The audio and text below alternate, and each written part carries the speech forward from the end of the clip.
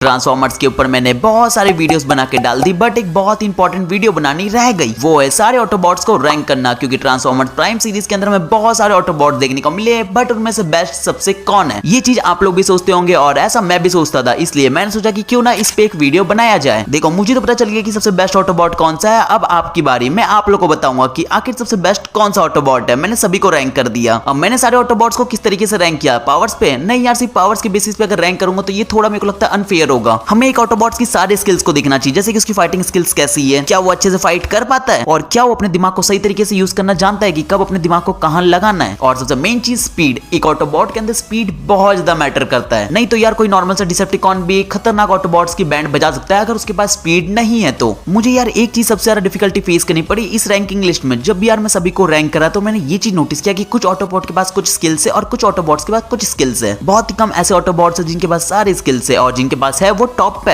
और टॉप से मुझे एक और चीज याद आया कि मैंने ऑप्टिमस को इस वीडियो में ऐड नहीं करा है, जो कि मैंने सोचा कि स्टार्टिंग में बता देना चाहिए। क्योंकि यार ऑप्टिमस को रैंक करना कोई सेंस नहीं बनता। सबको पता है कि ऑप्टिमस सबसे बेस्ट है, उसके पास सारी स्किल्स है। अगर मैं इस रैंकिंग वीडियो में ऑप्टिमस को ऐड करता तो वो नंबर 1 पे ही होता।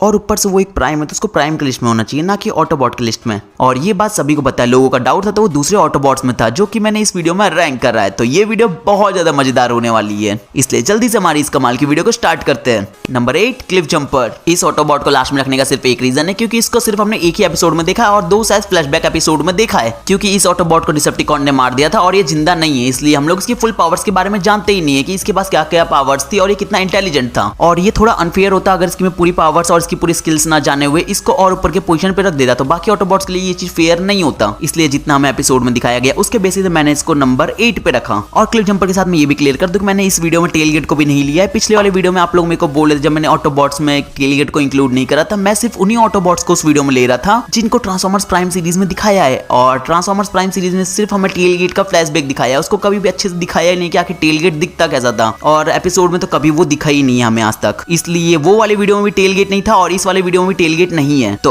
अब हमारे नंबर 7 ऑटोबॉट आरसी के ऊपर बात करते हैं। आरसी एक बहुत ही पावरफुल फीमेल ऑटोबॉट है और सच में बहुत पावरफुल है। इसने ट्रांसफॉर्मर्स प्राइम सीरीज के अंदर बहुत सारे डिसेप्टिकॉन को बहुत अच्छी टक्कर दी और कुछ को डिफीट तक भी करा है। अगर मैं आरसी के अंदर सबसे बेस्ट चीज बताऊं तो वो मुझे लगता है उसका कॉन्फिडेंस। आप लोगों ने देखा होगा जब भी आरसी फाइट करती है तो कभी भी नहीं दिखती कि उसके सामने कौन है, और ये चीज आपने भी नोटिस किया होगा। उसके सामने कोई भी डिसेप्टिकॉन हो वो अपने आखिरी दम तक उससे फाइट करती है। आप लोग को याद होगा तो एक बार फ्लैशबैक एपिसोड में हमें शॉक वेव को दिखाया था, उससे आरसी ने अकेले फाइट किया था। और शॉक वेव कितना पावरफुल आपको भी पता है, आप लोग भी जानते हो शॉक वेव कितना खतरनाक है। उस टाइम आरसी ने शॉक वेव को डिफीट करा था। और अरेक्निड और आरसी की तो कितने बार फाइट हुई है वो हम सब ने देखी है। और अरेक्निड कितने खतरनाक है ये भी आप लोग को पता होगा, पर मैं फिर भी बता देता हूँ कि अरेक्निड कितनी खतरनाक है। वो इतनी खतरनाक है कि उसने इसके पार्टनर टेलगेट को मारा था और साथ में एक बहुत ही पावरफुल डिसेप्टिकॉन ब्रेकडाउन को भी तो मारा था। और ब्रेकडाउन कितना पावरफुल डिसेप्टिकॉन था ये आपको ही पता होगा। वो बल्कहेड से हमेशा फाइट करता था। बल्कहेड और उसकी पावर एक तरीके से एक बराबर ही जैसी थी, कभी बल्कहेड जीतता था कभी ब्रेकडाउन, जब भी इन दोनों में फाइट होता था। बट फिर अगर आरसी इतनी ज्यादा पावरफुल है तो मैंने इसको इतने नीचे के पोजीशन पे क्यों रखा, क्योंकि हमारे पास इससे और पावरफुल ऑटोबॉट्स है। देखो टीम प्राइम में मानो चाहे ना मानो आरसी थोड़ी वीक पड़ती है, इसलिए तो उसको एपेक्स आर्मर दिया गया था जब मेगाट्रॉन से वो लोग फाइट करने गए थे। तो इसलिए बढ़ते नंबर 6 के ऊपर। तो नंबर 6 पे रैचिट। आई नो कि आप सब थोड़ी शॉक हो गए हो कि मैं रैचिट को एक नंबर आरसी से ऊपर क्यों रख रहा हूं। देखो, मैंने इस वीडियो के स्टार्टिंग में कहा था कि मैं सिर्फ पावर के बेसिस पर रैंक नहीं कर रहा हूं, मैं ओवरऑल सब चीज को देख रहा हूं, उसके बाद मैं रैंक कर रहा हूं। देखो, अगर सिर्फ पावर्स के मामले में बात करें तो नो डाउट आरसी रैचिट से ज्यादा बेस्ट है, बट मैं और भी चीजें देख रहा हूं। रैचिट का दिमाग कितना तेज है, इस वजह से ये थोड़े ऊपर की लिस्ट में आ पाया। ये ऑटोबॉट्स का डॉक्टर और साइंटिस्ट दोनों ही। जब भी यार कोई भी ऑटोबॉट घायल हो जाता है, जब उसकी हालत बहुत खराब होती है, उसको ठीक करने का काम रैचिट का ही होता है। और साइंटिस्ट इसलिए बोला जब भी कुछ बनाना होता है तो सब कुछ को रैचिट ही बनाता है। यहाँ तक कि उसने ग्राउंड ब्रिज ही बनाया और जितना ये पूरा बेस दिख रहा है सब कुछ रैचिट ने ही बनाया है। टीम प्राइम जब मेगाट्रॉन से जीती थी उसके पीछे रैचिट का एक बहुत बड़ा हाथ था, क्योंकि रैचिट की वजह से ये चीज पॉसिबल हो पाया। क्योंकि जब भी किसी को चोट लगती है या कहीं दूर जाना हो, सब काम रैचिट का ही होता है। उसके बनाए हुए चीज से ही लोग ठीक हो पाते हैं और दूर कहीं ट्रैवल कर पाते, जैसे कि ग्राउंड ब्रिज से। देखो, दिमाग के मामले में मुझे नहीं लगता कि रैचिट के बारे में कुछ ज्यादा बताना चाहिए। आप सबको पता है कि रैचिट कितना जीनियस है, सीरीज में हमने बहुत बार देखा है। अब डायरेक्ट इसकी पावर्स के ऊपर बात करते हैं कि आखिर रैचिट कितना पावरफुल है। वैसे ये पूरा टाइम बेस में रहता है, इसलिए इसकी हमने बहुत ही कम बैटल देखी है, पर जितनी देखी उतनी कमाल की बैटल थी इसकी। देखो, ट्रांसफॉर्मर्स प्राइम के सीजन 1 में हमने इसकी एक बार बैटल देखी थी जब मेगाट्रॉन ने डार्क एनर्जॉन से सारे टेराकॉन्स को जिंदा कर दिया था। वो पूरे टेराकॉन्स को ऑप्टिमस और रैचेट दोनों मिलके ही मारते हैं। और एक और हमें रैचेट की सबसे खतरनाक फाइट तब देखने को मिलती है जब उसने सिंथेटिक एनर्जॉन को अपने बॉडी में इंजेक्ट करा था। रैचेट उस टाइम अनकंट्रोलेबल हो गया था, वो इतना पावरफुल हो गया था कि वो किसी के कंट्रोल में नहीं आ रहा था। थोड़ी देर के लिए तो उसने डिसेप्टिकॉन की छक्के छुड़ा दिए थे, कोई भी डिसेप्टिकॉन रैचेट से फाइट नहीं करना चाह रहा था। वैसे इस फाइट को काउंट नहीं करना चाहिए रैचेट की मुझे, क्योंकि यार ये सिंथेटिक एनर्जॉन की वजह से ही हुआ था, पर इसकी बहुत कम फाइट है यार, इसलिए मुझे इसको काउंट करना पड़ा। उसके बाद ट्रांसफॉर्मर सीरीज के अंदर हमें एक दो रैचेट की छोटी मोटी फाइट्स कभी कभार देखने को मिल गई है, इसलिए नंबर 5 ऑटोबॉट के ऊपर बढ़ते हैं जो कि ये बल्कहेड। जैसे ही पावर्स की बात हो रही है उसमें बल्कहेड का नाम ना हो, ये कैसे हो सकता है यार? बल्कहेड को लोग पावर्स की वजह से ही तो सिर्फ जानते हैं, इसलिए मैंने नंबर 5 पे बल्कहेड को रखा। अगर सिर्फ पावर्स के बेसिस पे अगर मैं ऑटोबॉट्स को रैंक करता तो बल्कहेड उसमें और ऊपर की पोजीशन पे होता, बट मैं सिर्फ पावर्स के बेसिस पे ऑटोबॉट्स को रैंक नहीं कर रहा, मैं ओवरऑल हर चीज को देख रहा हूं, तभी तो बल्कहेड नंबर 5 पे। देखो बल्कहेड एक बहुत ही पावरफुल ऑटोबॉट है, उसको बहुत ही कम डिसेप्टिकॉन हरा सकते हैं, जैसे Megatron, sound wave, shock wave जैसे जो डिसेप्टिकॉन से। बाकी मेरे को नहीं लगता कोई नॉर्मल डिसेप्टिकॉन की बस की बात है कि वो बल्कहेड को हरा सके। वो तो यार बल्कहेड अपनी फुल पावर का यूज नहीं करता है, बट अगर वो अपनी फुल पावर का यूज करे तो मुझे नहीं लगता कि ये ब्रेकडाउन जैसे लोग उसको मार पाएंगे। वो तो ब्रेकडाउन कभी कभार जो बल्कहेड को हरा पाता है वो इसलिए हरा पाता है क्योंकि बल्कहेड अपनी पूरी पावर को यूज नहीं करता, या तो फिर कभी कभार उसकी अम्मी को रहती या कोई और इंसान रहता है जिसको प्रोटेक्ट करने के चक्कर में वो अच्छे से कभी फाइट ही नहीं कर पाता। बल्कहेड के सामने मैंने अधिकतर ये देखा है कि वो अपनी पावर को कभी ढंग से यूज ही नहीं कर पाता, उसके सामने कोई ना कोई कभी ना कभी तो रुकावट रहता है, कभी ऑटोबॉट कोई रहता है या तो कभी कोई इंसान, जिसकी वजह से बल्कहेड अपनी पावर को अच्छे से यूज नहीं कर पाता। हाँ, एक दो बारी सिर्फ हमने बल्कहेड की पूरी पावर्स को यूज करते उसको देखा है। बल्कहेड की स्ट्रेंथ तो हम सब ने देखा है, जब उसके पास टॉक्सिन था तभी वो उससे बहुत देर तक सर्वाइव कर पाया। सर्वाइव किया, वो बहुत ऊपर तक टॉक्सिन को लेके गया था। आप लोगों को पता होगा टॉक्सिन कितनी खतरनाक चीज है, उससे एक सेकंड में यार इंसेक्टिकॉन की हालत खराब हो गई थी, बल्कहेड उसको होल्ड करके रखा था। उस टाइम ही हमें बल्कहेड की असली सहन शक्ति के बारे में पता चला था कि वो कितना ज्यादा ड्यूरेबल है, और पावर्स भी तो हमने देखा है कि उसने कितने बड़े पत्थर को मीको के ऊपर गिरने से भी रोका था। डिसेप्टिकॉन से फाइट तो हमें बल्कहेड की दिखती रहती है, जब भी यार डिसेप्टिकॉन के सामने आते हैं वो हमेशा उनको पीटता रहता है ना, पावर होने की वजह से वो नीचे के पोजीशन पे इसलिए क्योंकि उसके बाद दिमाग की थोड़ी कमी है। बल्कहेड को तोड़फोड़ ज्यादा पसंद है और इसलिए वो अपने दिमाग का बहुत ज्यादा यूज नहीं कर पाता। बहुत ही कम हमने देखा है कि बल्कहेड ने अपने दिमाग का यूज कर रहा है। अब यार ऐसा भी नहीं कि बल्कहेड का बिल्कुल भी दिमाग नहीं, उसके बाद दिमाग है, पर मेरे पास इससे और भी पावरफुल और इंटेलिजेंट ऑटोबॉट्स है जो इसके ऊपर के लिस्ट में है, इसलिए बल्कहेड थोड़ा नीचे के पोजीशन है। बाकी इन डिसेप्टिकॉन से तो ज्यादा ही दिमाग रखता है ये। और मैं किसी भी ऑटोबॉट्स की इंटेलिजेंसी को इसलिए देख रहा हूँ क्योंकि अगर उनके सामने कोई बहुत ही पावरफुल अगर डिसेप्टिकॉन आ गया, जैसे सपोज मेगाट्रॉन उनके सामने आ गया या फिर प्रेडेकॉन आ गया, तो वो वहां से कैसे भागेगा? उस टाइम उनको अपना दिमाग का यूज करना पड़ेगा, क्योंकि आप लोगों को पता होगा प्रेडेकॉन, मेगाट्रॉन जैसे जो लोग हैं वो बहुत ज्यादा पावरफुल है। उस टाइम अपने दिमाग से ही काम लेके वहां से भागना पड़ेगा, इसलिए मैं सब चीज को देख रहा हूँ। तो नंबर 4 पे जो ऑटोबॉट है वो है स्मोक स्क्रीन। स्मोक स्क्रीन जो एक बहुत ही पावरफुल ऑटोबॉट तो नहीं है, बट ये बहुत स्मार्ट ऑटोबॉट जरूर है। देखो स्मोक स्क्रीन इस लिस्ट में इतने ऊपर के पोस्ट में सिर्फ इसलिए क्योंकि ये हर चीज में स्मार्ट है। स्मोक स्क्रीन जब भी किसी से फाइट करता है तो सिर्फ वो अपनी ताकत का यूज नहीं करता, वो 40% अपनी ताकत का यूज करता है और 60% अपने दिमाग का यूज करता है, तभी तो वो इम्पॉसिबल चीजों को पॉसिबल कर पाता है। क्योंकि जब सारे ऑटोबॉट्स हार मान जाते हैं, जब उनसे लगता है कि कुछ नहीं हो पाएगा, तो स्मोक स्क्रीन कुछ ऐसा करके दिखाता है जहां लगता है कि नहीं यार स्मोक स्क्रीन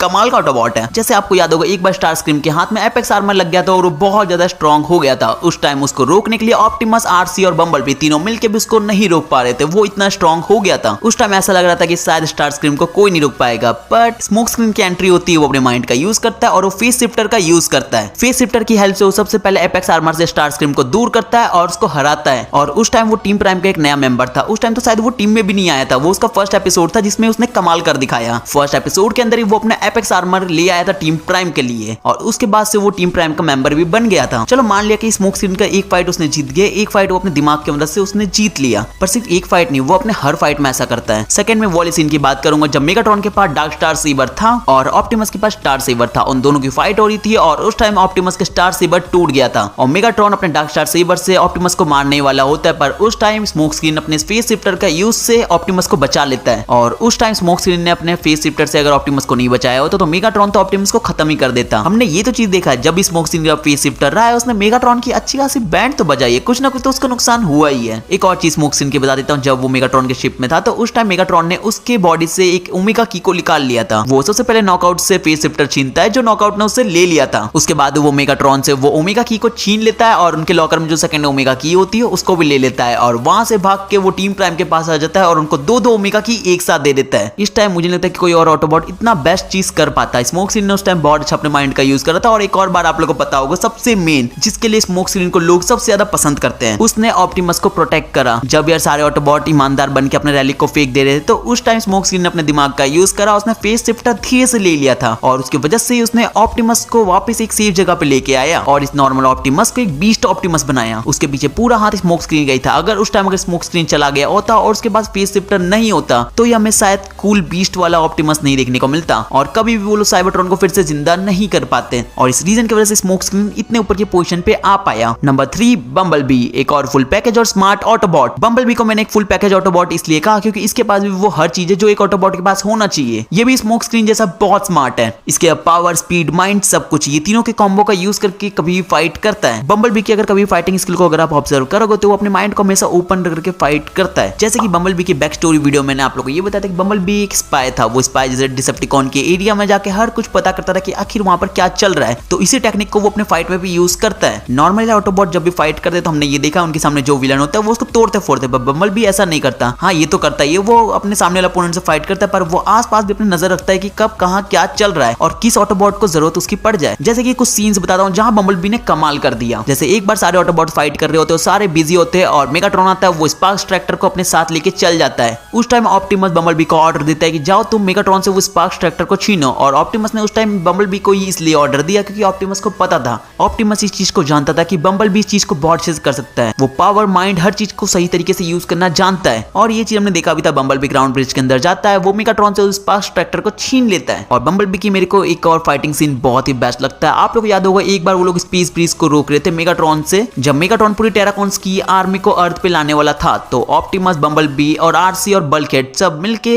मेगाट्रॉन को रोक रहे थे। उस टाइम सारे ऑटोबॉट तो फाइटिंग में बिजी थे और आरसी की फाइटिंग में हालत बहुत ज्यादा खराब हो गई थी। इसलिए जैसे ही ग्राउंड ब्रिज ओपन हुआ बम्बलबी अपने आसपास के सारे ऑटोबॉट्स को देखता है, वो आरसी को लेता है, उसके बाद वो ग्राउंड ब्रिज में जाता है। उस टाइम ऑटोबॉट्स के पास बहुत कम टाइम था, उनको विलन्स को रोकना था, वहां से भागना था क्योंकि स्पेस ब्रिज पूरा डिस्ट्रॉय हो गया था और वो बहुत बड़ा ब्लास्ट होता। इसलिए वो विलन्स को रोके उसने अपने पार्टनर को लिया और उसके बाद वो ग्राउंड ब्रिज से वापस वहां पर गए। और ऐसा बम्बलबी ने अरेक्निड वाले सीन में भी करा था। अरेक्निड के पास एक रैलिक था जिससे वो सभी को स्टैचू कर दे रही थी, यहाँ तक कि उसने ऑप्टिमस को भी स्टैचू कर दिया था। ऑप्टिमस भी कुछ नहीं कर पा रहा था, बम्बलबी ने उस टाइम उसको पागल बनाया। उसने बम्बलबी के ऊपर भी उस चीज को यूज करा और उसको लगा शायद बम्बलबी स्टैचू बन गया है, पर बम्बलबी ऐसा नहीं हुआ था, उसने उसको पागल बनाया था। जैसे ही अरेक्निड उसको देखती है उसके सामने वो स्टैचू बन जाता है, पर जैसे ही वो हटती है वो फिर से मूव करने लगता है और वो उसके बाद अरेक्निड को रोक लेता है। अब ये मत सोचना कि बम्बलबी से अपने दिमाग का यूज करता है कि कैसे यहाँ से भागना है और क्या करना है, नहीं, वो पावर्स का भी बहुत अच्छे से यूज करता है कि कब कहां कैसे पावर्स का यूज करना है। ये चीज हमने लास्ट एपिसोड में देखा ट्रांसफॉर्मर्स प्राइम में। ट्रांसफॉर्मर्स प्राइम के लास्ट एपिसोड में हमने ये देखा स्मोक स्क्रीन के पास जब स्टार सेबर होता है और उसको शॉक वेव शूट करता है जिससे वो बहुत ज्यादा डैमेज हो जाता है। उस टाइम बम्बलबी देखता है कि स्मोक स्क्रीन बहुत ज्यादा डैमेज है तो स्टार सेबर को लेता है और उस टाइम उसके सामने शॉक वेव आता है तो शॉक वेव को पहले ठिकाना लगाता है और स्टार सेबर लेके वहां पर वापस चल जाता है ऑप्टिमस को देने। पर उस टाइम जो भी बोलो बम्बलबी ने अपने माइंड का बहुत ज्यादा यूज करा, उसने शॉक वेव जैसे पावरफुल ऑटोबॉट को पहले ठिकाना लगाया, उसके बाद वो गया ऑप्टिमस को स्टार सेबर देने और लास्ट में बम्बलबी ने क्या किया हम सब ने देखा। उसका जो स्काउट वाला चीज था वो उस टाइम बहुत ज्यादा काम आया। बम्बलबी इतने स्मार्टली तरीके से आता है कि किसी भी डिसेप्टिकॉन या किसी भी ऑटोबॉट को पता ही नहीं चलता और वो मेगाट्रॉन को स्टार सेबर से मार देता है और इस रीजन की वजह से बम्बलबी इतने ऊपर के पोजीशन पे आ पाया। नंबर 2